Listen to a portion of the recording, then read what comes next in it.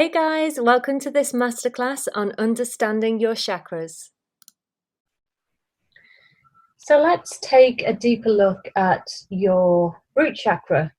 The root chakra represents our roots. It ties us to our family, gives us our sense of belonging. It's where we can feel supported, safe, secure in the world. It really does represent our foundations and what we can build upon our healthy foundations. This is where a lot of trust, stability, and structure comes into our life.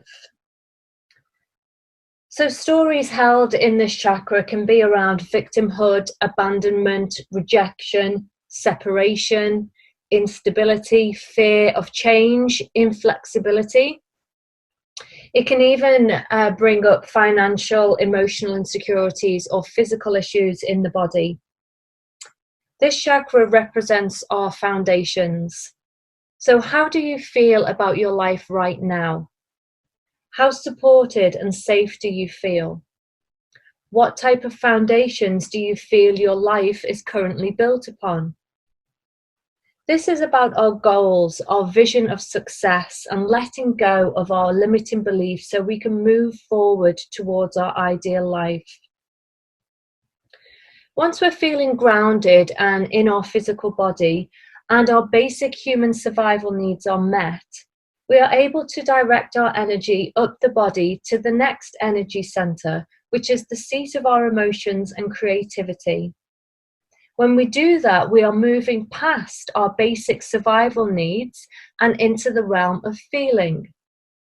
So in the root, we must meet our basic survival needs before we can move up to develop the other spiritual centers above. We have to make sure our root chakra is functioning properly.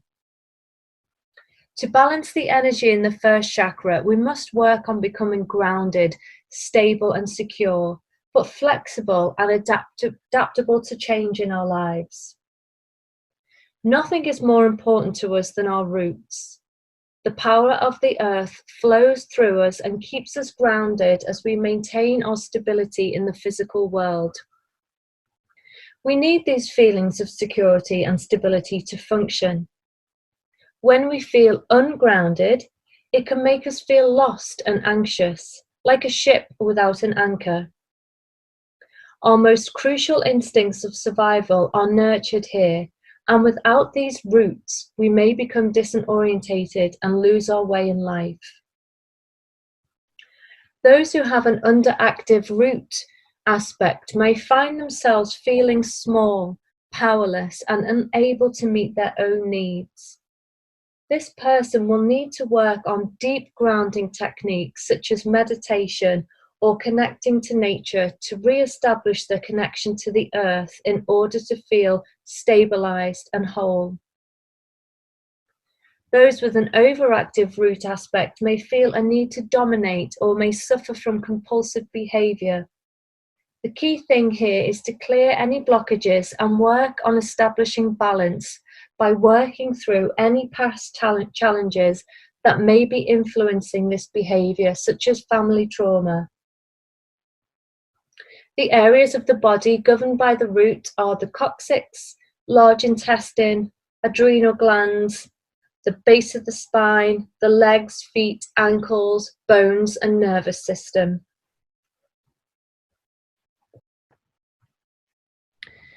Understanding the sacral chakra and values.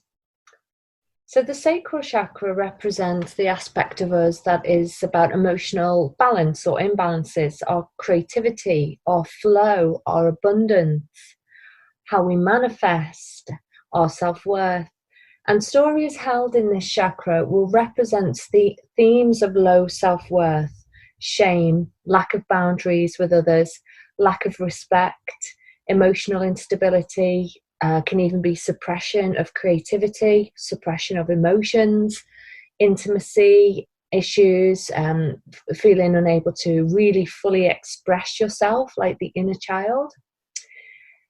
And it really does represent our ability to emotionally express and connect to others deeply.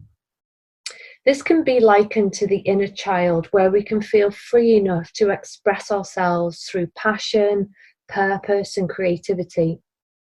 And here we exchange the energy of ourselves with the energy of others around us and in society, and we start to form our identity and expression.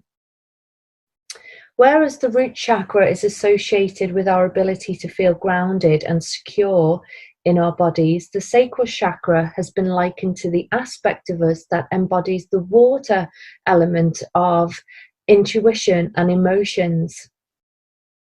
At this stage of development of the sacral chakra, it's said that we have set the stage for who we are to become as adults.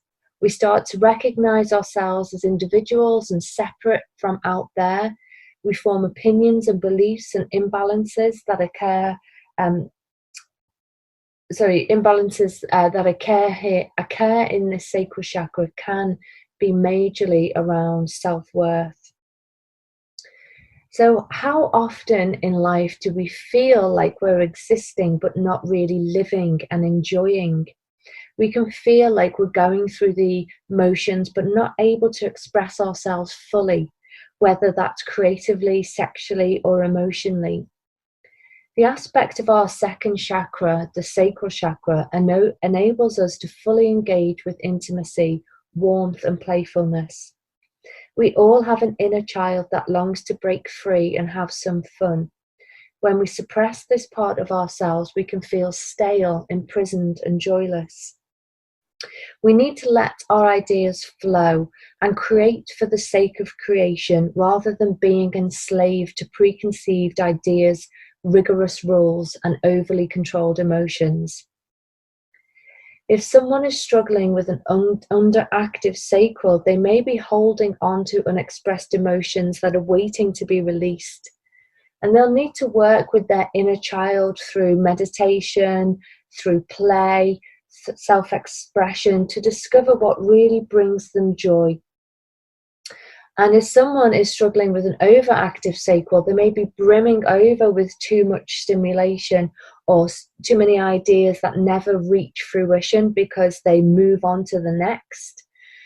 We can see habits of overspending, addictions, relationship problems, imbalances with emotions play out here. So this person would need to rebalance this aspect by setting healthy boundaries in relationships, again, allowing for self-expression, meditations, positive affirmations. And this aspect governs the physical body of the hips, the lower back, the sexual organs, the bladder, the kidneys, stomach, large intestine, pelvis, appendix, and bodily fluids. And to work with this aspect, you can ask questions such as, do I allow myself to feel pleasure? Do I give myself time to be creative? And how do I function in a relationship? When this chakra is out of balance, there can be issues with the inner child, emotional instability, relationship, self-worth, and boundaries. So next we're going to look at values, because values are the emotional drivers. They're the things that motivate us in life. And our values can be quite subconscious, meaning we don't particularly know what our core values are. So if we want to create more emotional stability in our life, if we want to know where we should navigate our lives and use our inner compass can be our values, because they are the things that drive us in life. So what are values? Well, the Oxford Dictionary meaning of value is a mass noun, the regard that something is held to deserve. It means the importance or worth or usefulness of something. So it goes without saying that our values form the foundation of our life. Your values are what move you towards attractions or away from repulsion. Our values are deep unconscious and can be held in our belief system. They comprise what we believe to be important, what is good and what is bad. When we communicate with other people, it's possible for us to feel agitated or conflicted if our own values don't match up with theirs. However, it's important to understand that we all have different models of the world, different views, different opinions, and different values. So it's not our job to try and change anyone else's model of the world. After all, that would be unethical. In our capacity as a coach, we're simply here to facilitate change and healing without judgment. So this is something taken from the Positive Psychology Toolkit, which you can find online at positivepsychology.com.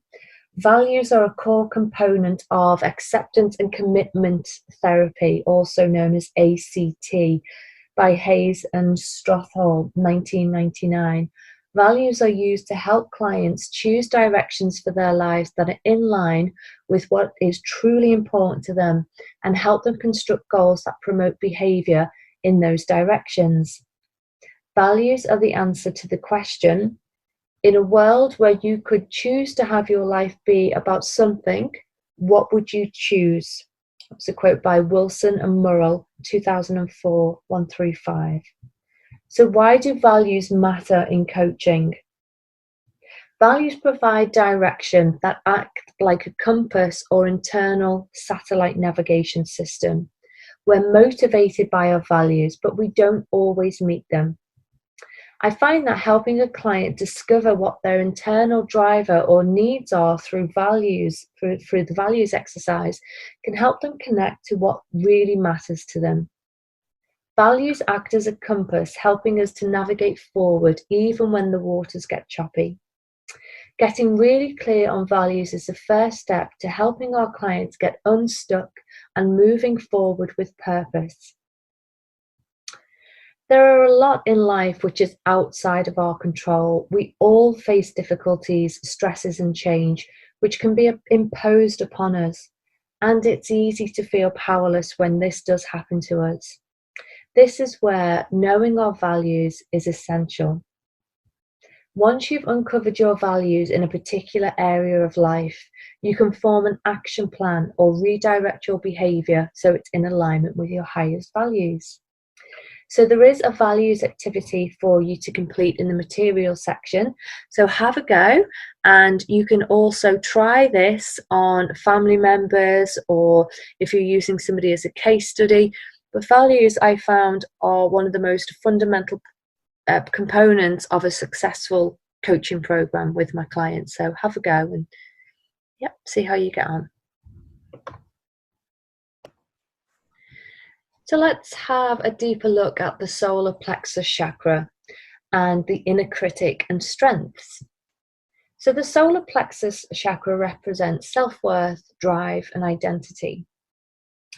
Stories held in this chakra will represent themes of low self-worth, fear of criticism, guilt, fear of rejection and humiliation, confidence issues, a lack of drive or ambition, and we can really limit our success with the belief systems and inner critic that's held here.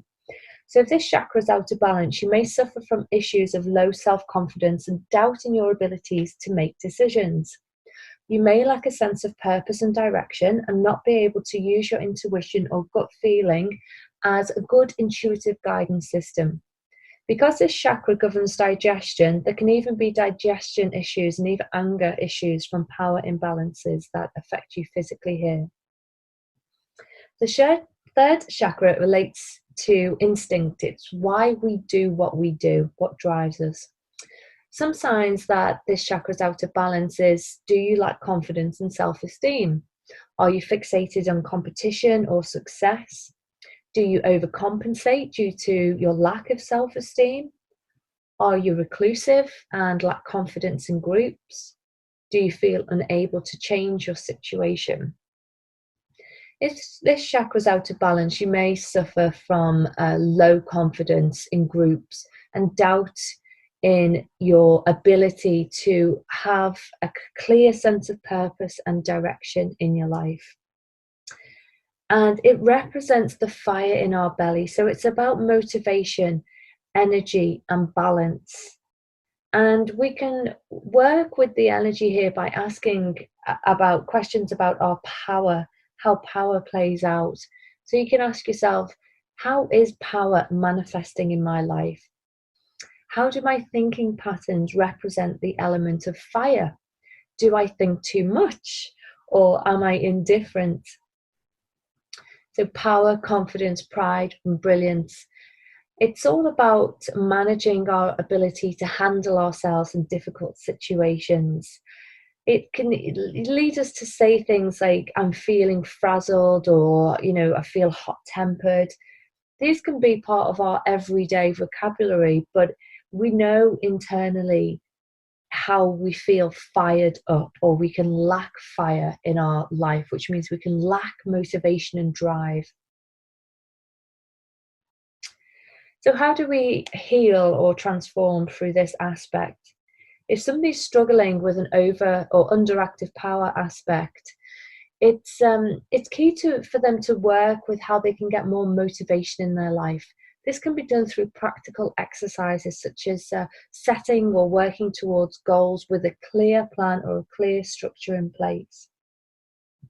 Whereas if someone has an overactive power, they may need to explore some anti-stress techniques. So help them bring calm, patience, and acceptance into their life. This aspect represents who we are in life and how we interact with the physical world. It's about our unique individuality and the impression we leave upon the world with our attitudes and actions. The power aspects governs the digestive system, the stomach, small intestine, the liver, the pancreas, and it really is an area of transformation. And like I've said, when it's out of balance, you'll know, because there'll be issues with self-worth, identity, purpose, motivation, and drive. And we can have a strong inner critic that can really put us off striving for anything. It's important you listen to the inner critic of your client and help them become an inner coach. So become an inner critic instead of become an inner coach instead of an inner critic. Is your inner critic getting in the way of your dreams? The inner critic or inner judge is simply a term used to describe our internal negative self-talk. It's part of the human condition to engage in negative self-talk, as it's the job of the brain to alert us to danger and to keep us safe from harm. The problem is when the inner critic stands in our way and impedes our ability to go for our dreams, to realize our full potential. The inner critic exercise, which you'll find in the material section, helps clients to identify and isolate the inner negative voice that manifests itself in limiting beliefs. It is true, at times the inner critic serves as a useful role in helping us recognize that which we could improve, but it's only useful if this is a welcoming, conscious choice. The problem is that most people can't turn their inner critic off, and the inner critic ends up running the show. It basically can take over somebody's life. And it stops them developing a growth mindset whereby a person can learn from the mistakes and move on. Being moderately critical can be useful, but an overuse can really hinder development. An inner critical voice can be formed out of painful early life experiences in which we absorb the negative or hurtful attitudes that were directed towards us or to those around us, and we can absorb it. As we grow up, we unconsciously integrate this destructive thought pattern towards ourselves and others, so we can become fearful of being criticized by others. If we fail to identify and separate ourselves from this inner critic, our behavior and choices become impacted, which in turn shape the direction of our lives. If strong enough, it may sabotage our relationships, our success, and ultimately prevent us from living the life we want to lead and becoming the person we want to be. So how can we challenge this inner voice? How can we recognize that it is separate from us? And how can we change its effect on us? We all have voices that echo inside our head. Some of them are helpful and some of them are hurtful. The hurtful voice is sometimes called the self-critic or inner critic or pathological critic. That was taken from the Positive Psychology Toolkit, Eliot, 1992. The function of the inner critic is both to prevent the individual from making mistakes and to motivate towards ideals. In principle, the goals of the inner critic can be considered as important for optimal human functioning. It's designed to keep us safe physically and psychologically, although it does in some maladaptive ways. By identifying and understanding our judger voice and its motivations, we can learn to appreciate it and help it to be calmer while still listening to the valuable information that it offers. So let's take a look at our strengths now and how we can help a client utilize the strengths to push them forward, even though they may have an inner critic and some self-doubt and limiting beliefs. So what makes us strong and virtuous? There has always been a huge interest for psychologists in studying and identifying human strengths. It's become the backbone of positive psychology because it's something they could work on developing with their clients. In the early 2000s, something groundbreaking occurred in the social sciences. Scientists discovered a common language of 24 character strengths that make up what's best about our personality. Everyone possesses all 24 character strengths in different degrees, so each person has a truly unique character profile. Each character strength falls under one of the 6 broad virtue categories, which are universal across cultures and nations. So please see the full character strengths list that is in the materials section, and it's used with permission from the viacharacter.org. Supporting clients to use their strengths to overcome challenges and limiting beliefs is made easier when playing to strengths, as we're using what already energizes us. Clients are more likely to overcome obstacles if they know what their strengths are and then develop awareness by playing to those strengths, especially when the going gets tough. Focusing on what energizes us can help individuals to refocus on the positive and boost performance levels to ensure those successful outcomes.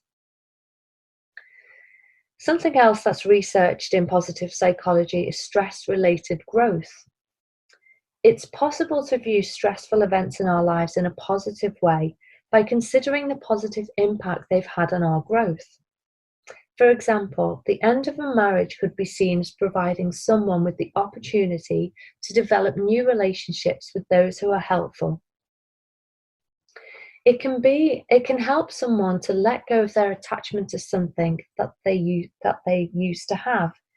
If a client you're working with has experienced a stressful event recently or is suffering from attachments that they're holding on to, the stress-related growth exercise can be helpful in helping them to find the personal growth that they've experienced as a consequence. For many practitioners, coaching and strength finding has become a synonymous process. The coaching process is often built on the premise that the coaching client has many resources to close the gap between where he or she is at in the present moment and where he or she wants to be in the future. Taken from Whitworth, 1998. Unfortunately, identifying and acknowledging one's own unique strengths can be difficult. For many cultures view this behavior as being boastful. Taken from Biswas Dean, 2007. According to Peterson and Siegelman, 2004, too few opportunities exist in today's societies for people to use their best qualities or strengths. So you can have a go and download your character strengths assessment. It's free to do through the via.org. You should find a link in the materials section. And you also have a great exercise for the inner critic as well to be getting along with.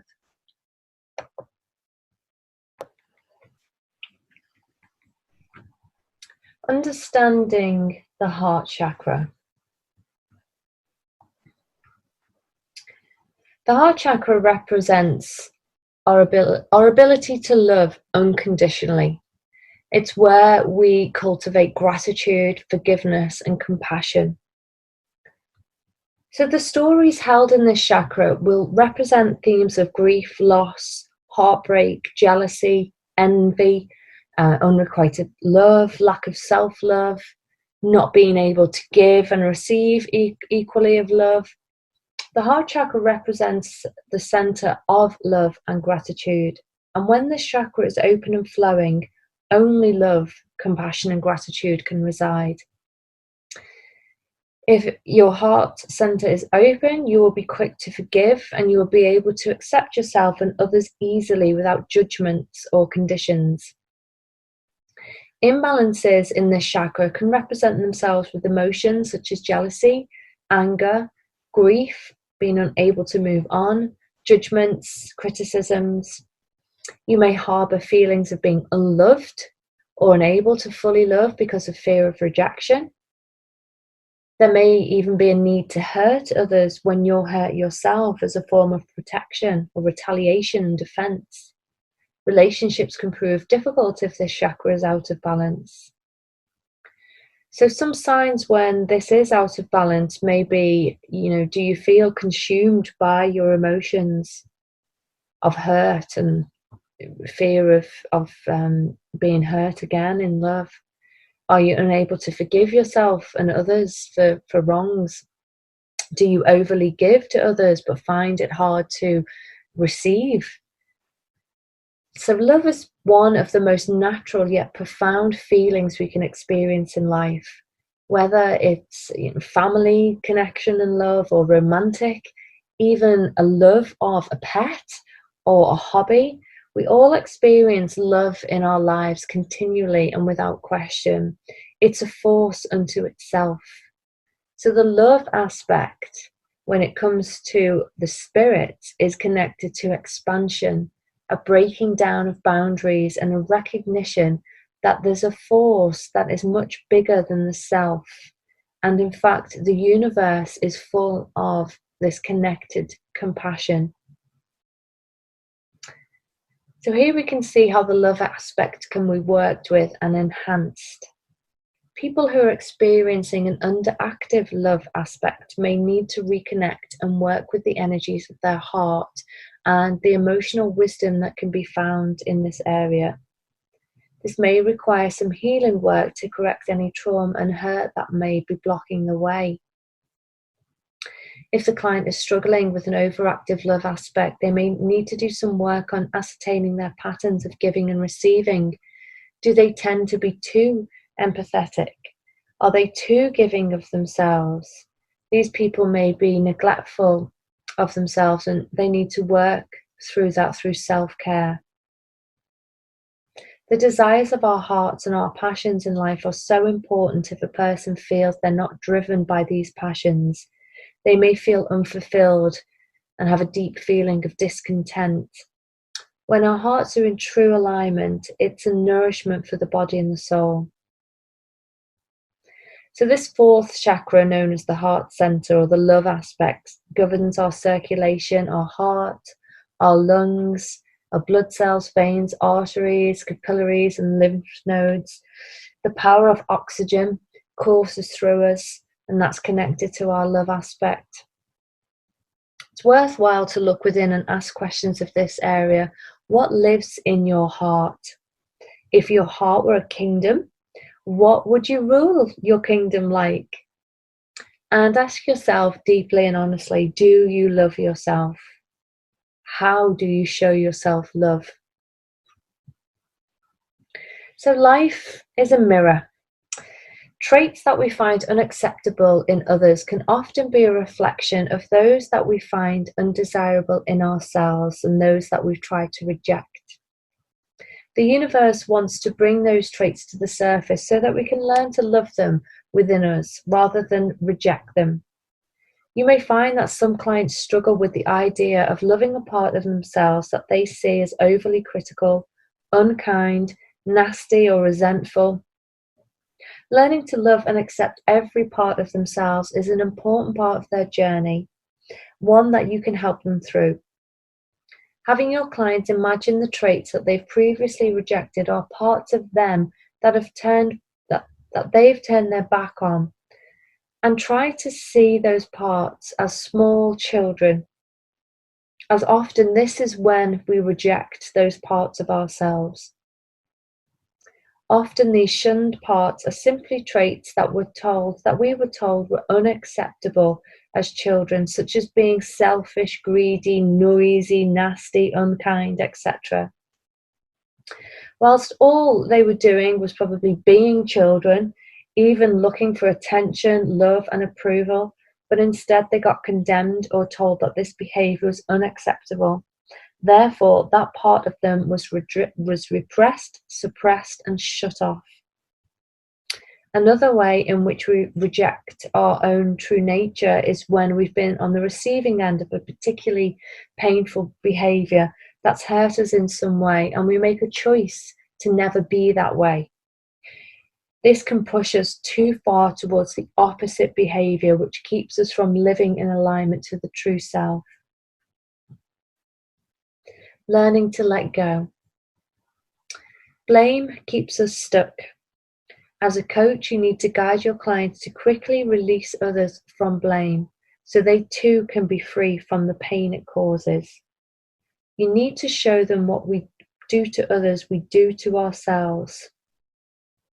As it's put in biblical scripture, forgive us our trespasses as we forgive those who trespass against us. A more modern version of this powerful lesson might be, as I set you free, I free myself. You and your clients can release your lives from blame by accepting your feelings and practicing forgiveness. No one needs to hate someone in order not to love or like them. When someone does not forgive, they only hurt themselves. They create a self-imposed psychological burden, all the while not realizing that the person they won't forgive does not suffer. With this burden, they become a victim of their own lack of forgiveness. Psychology researchers have studied forgiveness and found that it does not necessarily entail forgetting or condemning the perceived injustice. Instead, they found that it's about improving the well-being of the person who offers forgiveness. It frees them from their victimized role. That being said, forgiveness can be very difficult and may require some practice. There are exercises that can be done, and you have some activities to complete in your materials section. And you may be interested in the work of Colin Tipping, author of Radical Forgiveness. You can find many videos and even worksheets on the radical forgiveness technique. So learning to trust. Putting faith in someone that you believe to be loyal, only to have them betray you, can be a painful experience. This sense of pain can even inhibit us from moving forward and can inhibit your client from ever moving forward. The underlying issues surrounding trust and betrayal may really have a strong hold and may hold them back. Such betrayal can result in feelings that range from anger to bewilderment. Betrayal can take many forms. We might feel betrayed when a loved one lies to us, gossips about us, turns against us, is unfaithful in our romantic relationship, cheats us out of something, steals from us, blames us unjustly, unfairly judges us, abuses their influence over us, or breaks their promises. Of course, there are many, many more examples of betrayal that your client may be experiencing. To help them on a journey, try to help them understand betrayal from a higher perspective. In other words, from a human perspective, People can be either trustworthy or untrustworthy and can move between these two opposites. This includes us as well. For example, a friend may be trustworthy, but if you hurt or upset them, they may feel justified in breaking that trust. Problems of trust and betrayal arise because we have placed our trust in the human perspective of people rather than the presence within them that has no opposites. We end up expecting human beings to remain the same whatever happens, when really we can only ever expect this from the divine. Instead, we should be putting our faith in the presence within us. And it's only this can remain constant. So what I mean by presence is the spirit or the higher self within us. So try the following exercise with your clients to help them move them forward if they're feeling betrayed. And when done correctly, this exercise should help them gain an alternative way of viewing their situation and help them come closer to their spiritual self. You can encourage your client to write a letter of gratitude to someone that's hurt them deeply. Ask them to keep it genuine, clear, and write the letter from the heart, and to include the following: 3 specific things that they appreciate about the person. 3 specific things that they did to hurt them that they're sorry for. 3 things that they're most grateful for. And 3 things that without this experience they would never have had. Try this exercise on yourself as well. The exercise is laid out for you in the materials section, so you might enjoy doing this exercise for yourself. So let's take a deeper look at the throat chakra. So this is all about authenticity, our communication, speaking our truth. Often in life we can feel invisible and unheard. The vibrations of our voice are so important. We need to express ourselves fully and communicate freely and with complete truth. But due to conditioning and negative relationships, we can so often find ourselves silenced both to ourselves and to others. The truth aspect through our throat chakra is a gateway to the visionary aspects above and the physical aspects below. So when this is blocked, the consequences can be far-reaching. A genuine and pure expression of ourselves allows us to speak our place in the world, and a healthy balance in this aspect allows us to hear the truth of others as we become more able to listen as well as to express. Those with an underactive truth aspect may be unable to communicate effectively. They may also feel introverted and unable to engage. They may feel overlooked, unheard, and hold back on their true opinions or feelings. Holding on to stuck emotions from childhood can cause blockages, so this is the place to start working through these feelings. Working through this with introspection and meditation and EFT will help release these boundaries. People with an overactive truth, or sometimes I refer to this as our authenticity aspect, may be overly critical of themselves and others. They may be quick to talk over people. They may interrupt conversations constantly or belittle others in conversation. In a similar way, this person will need to do some introspective meditation, but instead their focus should be on awareness of others and how does their behavior make others feel. So really understanding what the true meaning of listening will help bring about balance in this area. And this area governs the throat, the neck, the jaw, the ears, the mouth, the teeth, the gums, the tongue, and the thyroid gland. Some questions that may help work through any blockages in this aspect are: where do you feel you haven't been allowed to speak or speak your truth? How would you like to express yourself, if not with your voice, for example, maybe through music or dance? How does it make you feel when you feel really listened to? A healthy throat chakra will serve as a channel for the emotions, thoughts, and feelings of all the other chakras to be communicated through the vibration of sound. Communicating through a healthy throat chakra will be honest, assertive, and open to responding in a delicate, firm, and honest manner. The messages we deliver through our throat chakra will be a reflection of our solar plexus ego and the heart chakra of wisdom and love. What messages we're delivering to the world will be a good indicator of where needs the most healing. So have a go at the activity that's in the materials section. I'm sure you'll enjoy doing this. This is one of my favorites. So let's take a deeper look at the throat chakra. So this is all about authenticity, our communication, speaking our truth.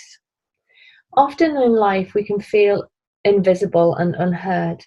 The vibrations of our voice are so important.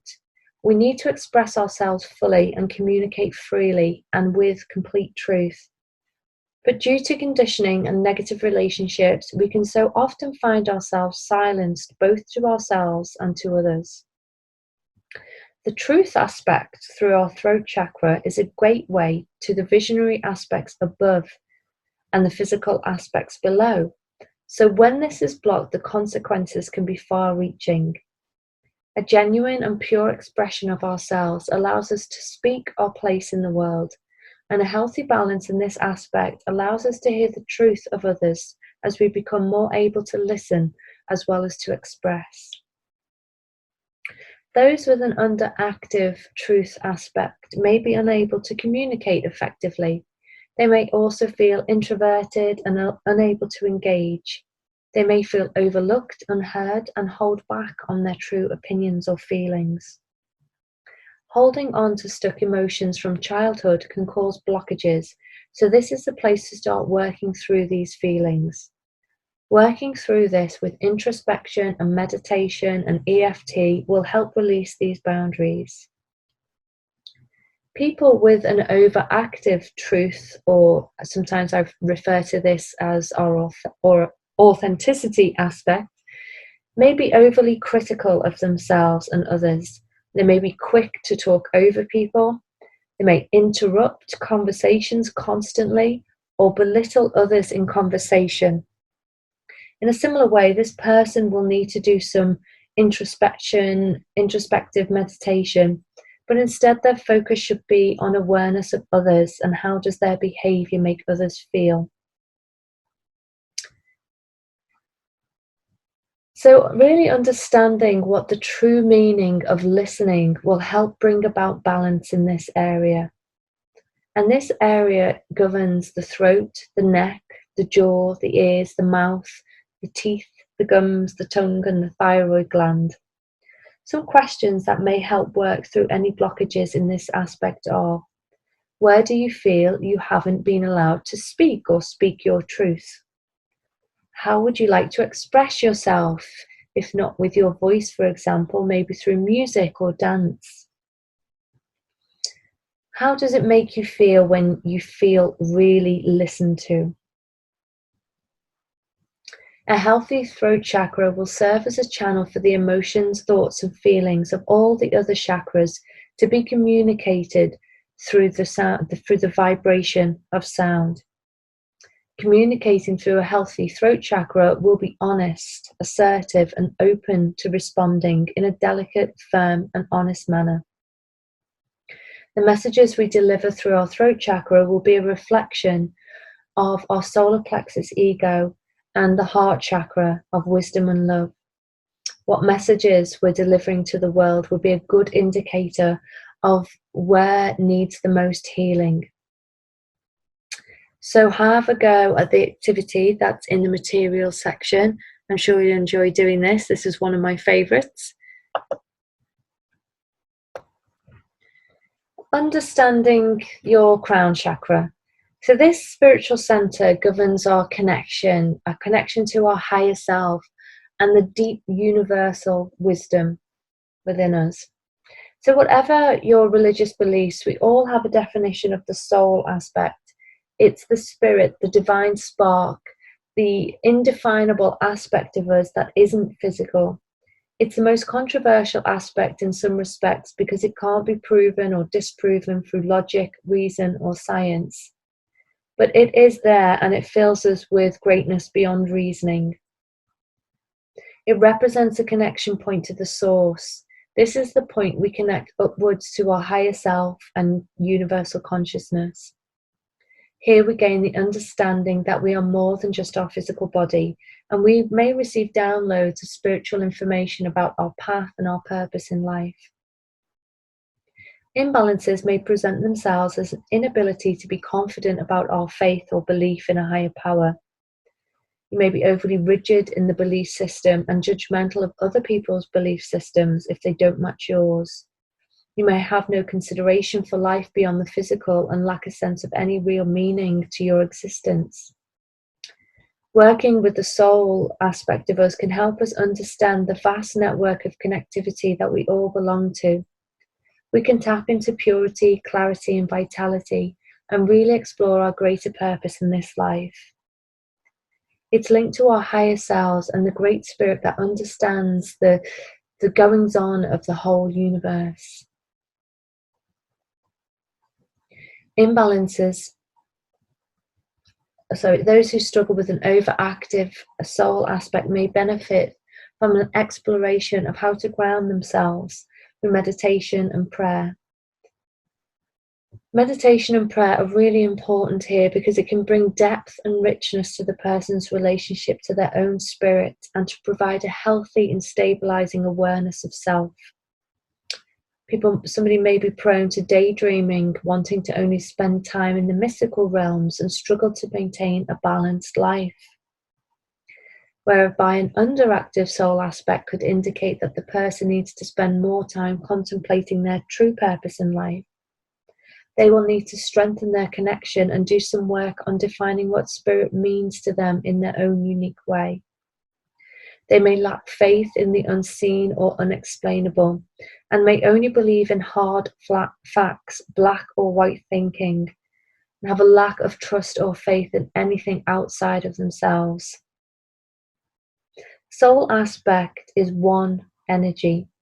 All the energy that flows through us sits within the connected energy field of the universe. It sits within all of our nerve endings and the vast spectrum of connections that make us whole. It runs through us and connects us to everything that is conscious in the universe. To work with the soul aspect, we can begin to ask ourselves more searching questions such as, what does the soul or spirit mean to me?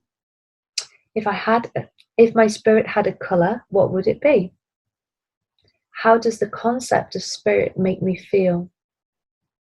Do I have any preconceived ideas about spirit from my childhood? So you will find your activity in the material section on soul truth. I really, really do enjoy this activity, so I hope you enjoy it just as much as I do.